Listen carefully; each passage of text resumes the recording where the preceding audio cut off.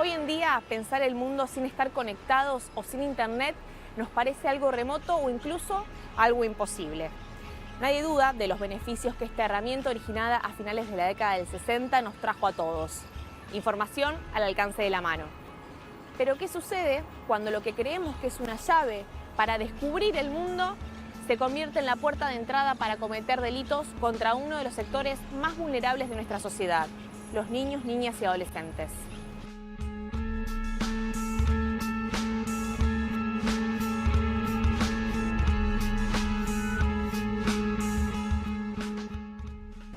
Según la Organización de las Naciones Unidas, Argentina se encuentra dentro de los 10 primeros lugares en cuanto a consumo y distribución de pornografía infantil.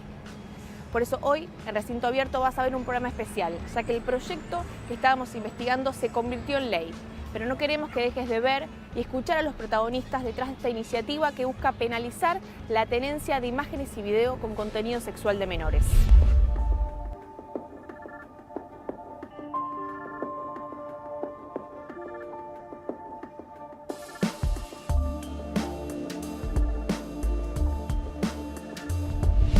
Primero me gustaría comenzar preguntándote acerca de Mamá en Línea. ¿Qué es? Mamá en Línea somos un grupo de madres y de víctimas que han sufrido el delito de grooming, ¿no? Y la mayoría tiene que ver con esto de que el delito nos apresó en su momento. ¿Qué es el grooming? Grooming son delitos sexuales contra menores en internet, con la característica de que si la distancia te lo permite, ¿no?, pueden ir al encuentro, y ahí estamos hablando de otro tipo de delitos que tiene que ver con el abuso concretado y en muchos casos la muerte. Y desde Mamá en Línea estamos convencidos que es un delito que se puede prevenir. A vos te tocó en lo personal, también pasaste una situación horrenda con tu hija. Contaros un poco qué pasó. Y sí, ya fue contactada a través de internet, a través de Facebook. En ese momento te estoy hablando de que si ahora se desconoce, año 2009, cuando recién empezaba la tecnología a caernos, y yo no tenía ningún tipo de conocimiento. La verdad que siempre te digo lo mismo a todos. En un acto casi de amor, fui y compré el mejor dispositivo. Claro. Así, tomá, acá lo tenés. La computadora también. Iba y venía, la computadora siempre estuvo en el comedor de casa. Yo iba y venía y veía dibujos. Y no tenía noción de que ese cablecito estaba conectado al mundo. No tenía noción de que eso me iba a ocasionar tanto dolor. Y la verdad que cuando vos te das cuenta que los chicos empiezan como a encerrarse, y en realidad no están encerrados, porque están adentro de tu casa, pero tienen una conexión a nivel mundial, donde interactúa con un montón de gente que uno desconoce. Dentro de mi trabajo, a lo que me dedico es investigar justamente casos de distribución de pornografía infantil, abuso sexual infantil, ¿sí? Buscando los indicios o los rastros dentro de, por ejemplo, dispositivos móviles, discos rígidos secuestrados, y haciendo los allanamientos. ¿Sí? Ese sería el trabajo, con investigaciones que duran muchísimo tiempo generalmente. ¿Cuánta cantidad de denuncias o de material ustedes tienen, o sea, con la que ustedes se encuentran? Porque sabemos que Argentina ocupa un lugar lamentablemente muy alto con respecto al consumo de pornografía infantil. Lo que te puedo decir es que en todo el mundo no hay un investigador o un especialista que pueda perfilar a una persona que consume pornografía infantil. ¿Sí? Recordemos, cuando hablamos de pornografía infantil estamos hablando de imágenes y videos de abuso sexual infantil, ¿sí? Porque parece que se naturalizó esto de las dos palabras, pornografía infantil, y que parece que es algo que no es malo, ¿sí? Entonces tenemos que entender esto. Después, lo que nosotros hacemos es tener un gran caudal, primero de investigaciones, y segundo, cada vez que abrimos una máquina, por ejemplo, un disco rígido, recordemos que los tiempos cambiaron, y antes un disco de 60, 160 gigas, ahora son 2 teras, 4 teras de información. Son muchas horas mirando videos, mirando fotos, y la verdad es que nunca es una sola imagen. ¿Y qué empezaste a notar en tu hija que estaba En ella cambiando? noté los cambios de temperamento. Lo primero que me llamó la atención fue cómo se aisló. Ella tenía diferentes actividades durante el día después que venía del colegio, y puntual fue que dejó el básquet, dejó inglés, y era estar muchas horas adentro de casa. Y por un momento vos decís, qué bueno, porque entra en una edad de la adolescencia, que se quede más tiempo en casa, qué tranquilidad que está ahí frente a la compu, uno la tenés controlada, cuidada, protegida. Y después noté mucha oscuridad en su mirada, porque ya después no fue una elección el no querer salir de casa. Vos la veías totalmente presionada y con miedo, hasta cuando sonaba el teléfono. Siempre recuerdo que el MSN hacía tu de entrada. Ese sonido a ella le generaba un pánico de que se hacía pis encima. ¿Ella cuántos años tenía cuando...? 13. 13 años. 13 años. ¿Y esta persona cómo logró captarla? La capta a través de del juego de rol que tiene que ver con la manga japonesa, pura exclusivamente la rama del hentai, porque la manga, vos tenés un montón de historias que te realzan los valores humanos, pero bueno, tenés una rama que tiene que ver con el sexo explícito entre adultos y menores. Ella le dieron un personaje, ese personaje no tenía un guión a seguir y ella fue poniendo de su esencia, su día a día. Entonces ahí está el nombre de mamá, de papá, los horarios, las entradas, salidas, todo el movimiento de la casa. Y vos lees los chats y es terrible cómo le iban sacando la información, lo minucioso en el juego diario, cómo sacaban información. Y después, bueno, tenés la captación y después viene la parte donde empiezan a presionar con respecto a fotos sexuales. Y simplemente esa fotografía permitió a esta persona generar una extorsión terrible de pedir más y más. No, más y más me refiero a fotografías. Y bueno, la verdad es que después de un tiempo me senté a jugar el juego, entendí que vos en internet podés ser lo que vos quieras ser. Claro. Me creé varios perfiles de diferentes, tanto de hombre como de mujer, de niños, de adultos, y jugué ese juego, al juego lo gané y pude detectar a la persona que estaba extorsionándonos y ocasionándole tanto daño a ella. Y me llevo la gran sorpresa de que era una mujer.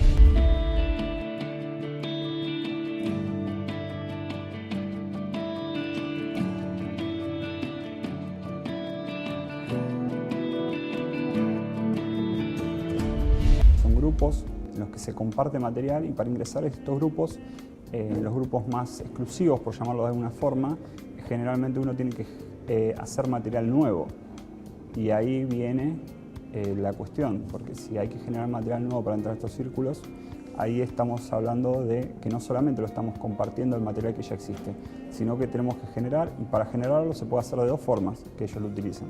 Primero, en el círculo más cercano de la familia, ¿sí?, abusando de los menores del círculo de la familia, y otra es en el trabajo, ¿sí?, ya sea que en el trabajo propio de la persona tiene contacto con menores, ese sería el otro. Y la otra, la última, sería a través del grooming, ¿sí?, cuando un mayor, recordemos, hace pasar por un menor para contactarse con otro menor, y lo que hace es socavar la moral del menor, llevándolo hasta el punto de pedirle siempre imágenes o videos del desnudo y demás. Bueno, y eso también genera material en la red. Como son coleccionistas, ¿sí?, el perfil generalmente es de ser coleccionistas y no necesitan 2 o 3 fotos, sino gigas y teras, ¿sí?, es muy difícil que lo guarden en la nube, ¿sí?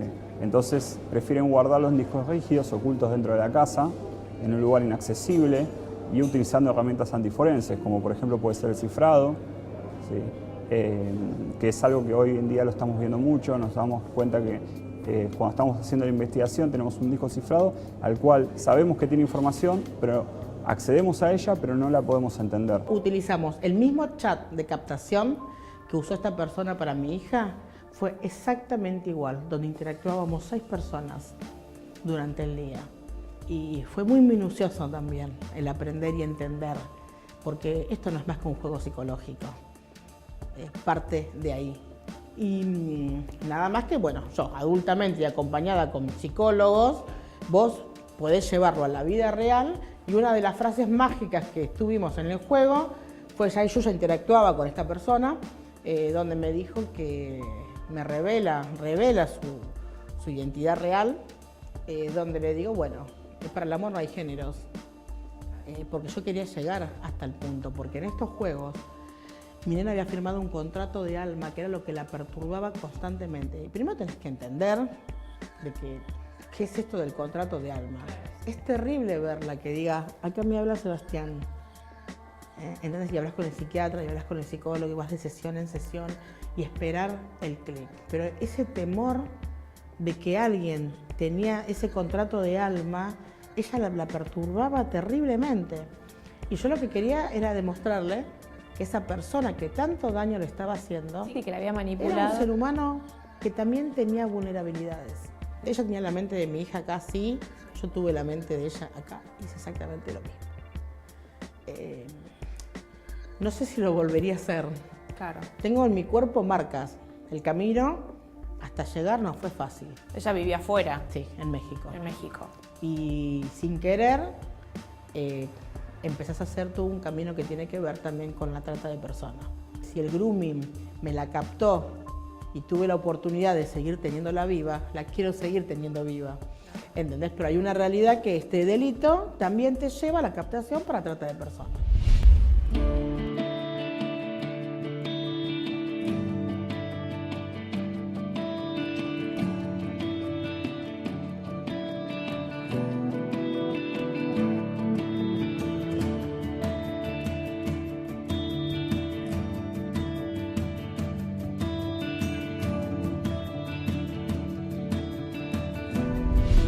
¿Hay instrucciones o manuales para que estas personas puedan captar a estos chicos? Así es, nosotros le decimos manuales de Ablande, ¿sí? Que lo que son instrucciones muy precisas, sorprendentemente precisas, de lo que hay que hacer cuando hablan con un menor, ¿sí? Por ejemplo en los casos de grooming, como lo mencionaste, cómo nos tenemos que dirigir, cómo tenemos que crearnos el perfil, en qué tipo de redes sociales conviene hacerlo.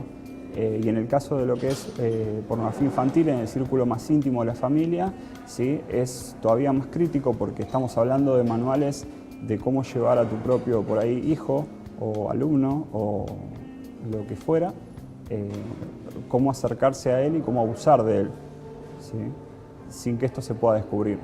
Ella me la levantan un día de la puerta de la escuela. Ah, la llegaron a levantar. Sí, yo casi nunca lo cuento esto, pero ella me la levantan de la puerta del colegio y yo durante 5 o 6 horas no la tuve.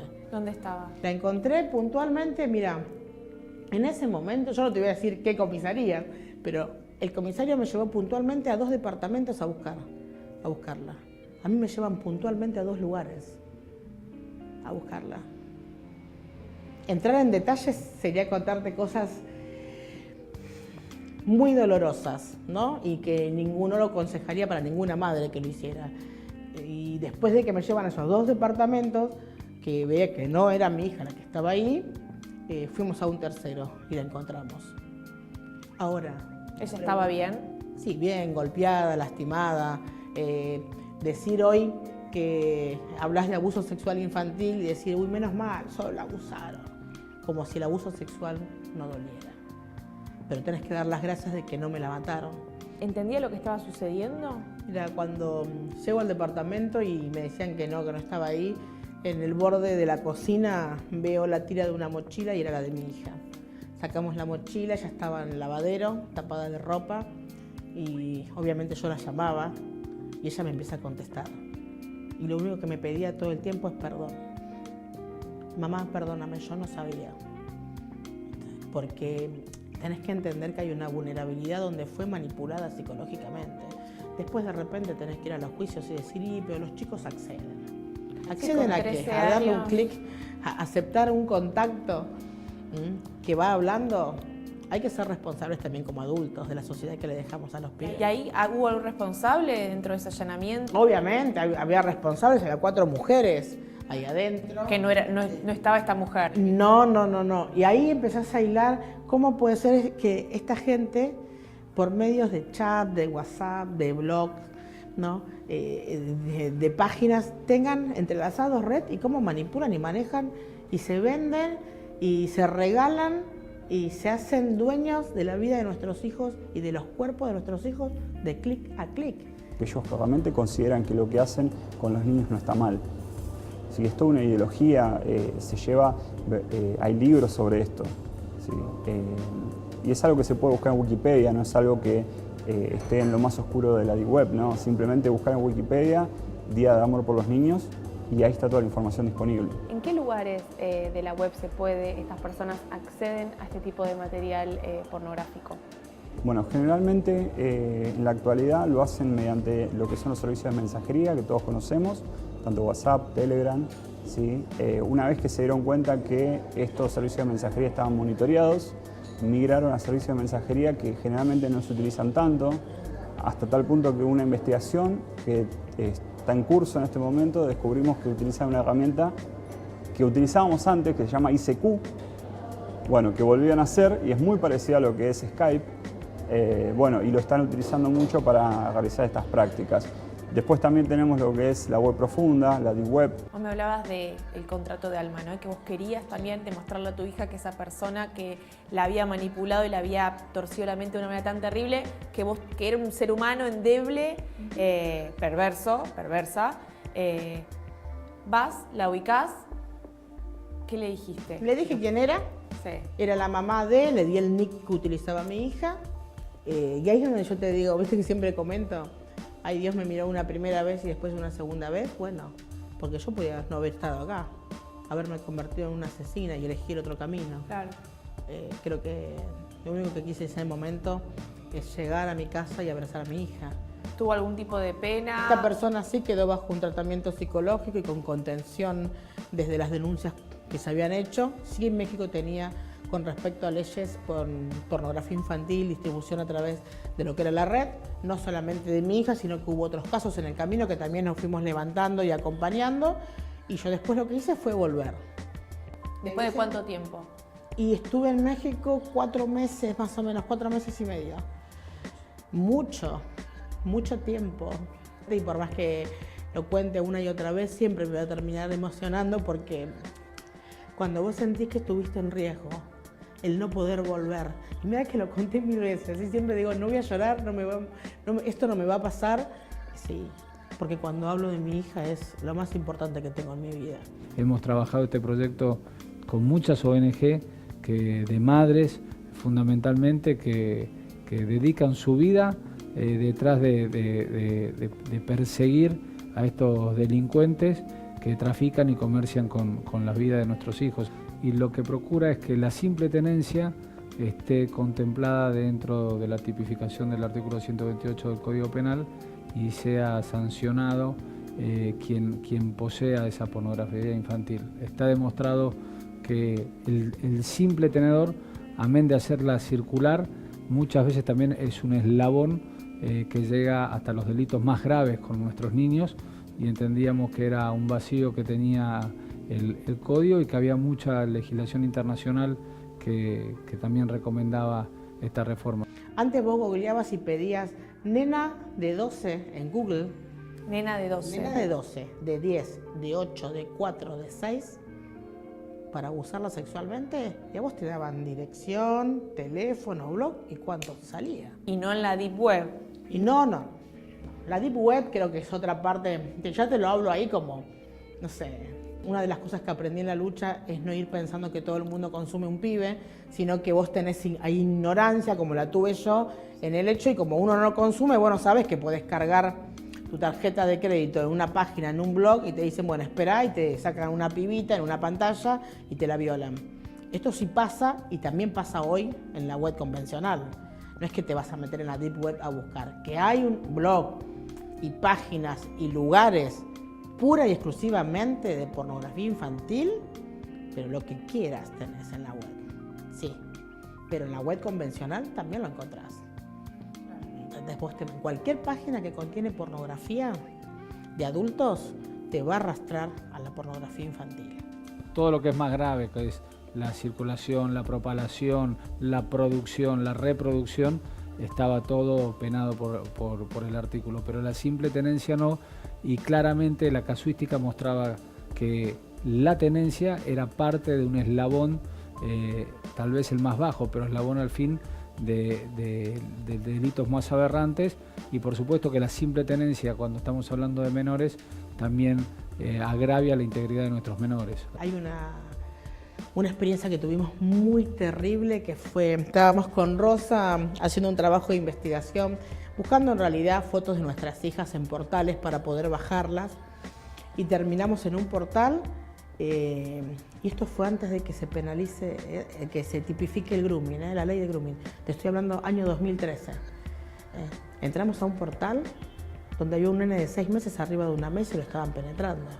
Y vos decís, esa fue otra de las computadoras que rompí contra el piso. Porque a vos te agarra una desesperación, una impotencia de que estás haciendo la denuncia. ¿Entendés? ¿Y sabes qué era? No era un portal de la Deep Web. Te estoy hablando que el video estaba circulando por Facebook. ¿Entendés? Era Facebook, era llamar a las oficinas y levantarme el video. Te estoy mandando el link, el URL, levantámelo. ¿Entendés? Y sí, y tardaron un montón de horas para levantarlo. Y tenía no sé ni cuántas, 59.000 descargas cuando la levantaron. Son casos de bebés abusados, los cuales no podemos identificar porque tiene rasgos inmaduros, ¿sí? De hecho, cuida mucho de mostrar las caras de los bebés o las marcas, ¿sí? Pero verdaderamente eso es algo que todavía no se ha tratado, ni tampoco hay tantos casos como para que se llegue a otro plano, ¿sí? Pero verdaderamente pasa. ¿Cuál es la importancia de que haya una tipificación, que esté penado la tenencia de pornografía infantil? Sería todo. Para un investigador, en mi caso, sería no solamente darle justicia a la víctima, sino sacar a una persona de la calle que va a seguir haciendo daño, porque lo va a seguir repitiendo una y otra vez. ¿Sí? Verdaderamente tenemos que tener una ley, ¿sí?, que tipifique la tenencia, la simple tenencia de pornografía infantil. Por eso fue tanto la lucha de que la simple tenencia esté considerada delito. Porque es como que es un chiste. Está bien, si vos consumís y la tenés para distribuir y producir, es delito. Ahora, si vos la mirás nada más, como no es lo mismo, claro, es lo mismo. Por eso fue una ardua lucha. Una de las promesas que le había hecho a mi hija era eso. La vi sufrir tanto. 2 intentos de suicidios por sus fotos. Esto de que nadie tiene derecho de satisfacerse sexualmente mirando la foto de tu hijo. Estás hablando de que para vos tener esa foto en la mano o en internet, en la pantalla, hay un abuso de un niño. Exacto, un abuso real. Un abuso real. Ese círculo se cerraba con esto. Siempre voy a volver a lo mismo. A todo voy a ir al ABC de todo. El candado más grande, la A, era la simple tenencia. Claro. Vos ahí cortás absolutamente todo. Es como que, bueno, si distribuye y produce, bien. Ahora, el que la mira, no. Sí, es parte del círculo. Ninguno de los que nos están escuchando y ninguno de los que no nos están escuchando está exento que le pase a su hijo. Los chicos tienen acceso a las redes cada vez más, de manera más fácil, cada vez más chicos, y muchas veces manejar el tema, ellos suponen, todavía lo que nosotros no tenemos internalizado y tampoco los niños, es que ese teléfono es mucho más poderoso